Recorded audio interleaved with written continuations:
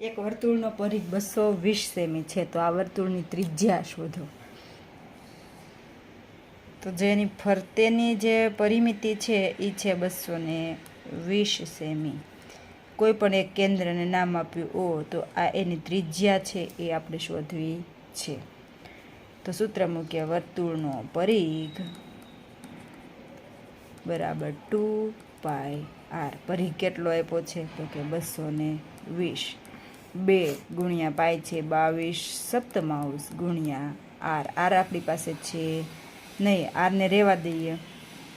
હવે 220 7 ભાગાકારમાં હતા, સામેની બાજુ આવ્યા તો ગુણાકારમાં. આ બંને અંશમાં હતું, સામે ગયું તો છેદમાં.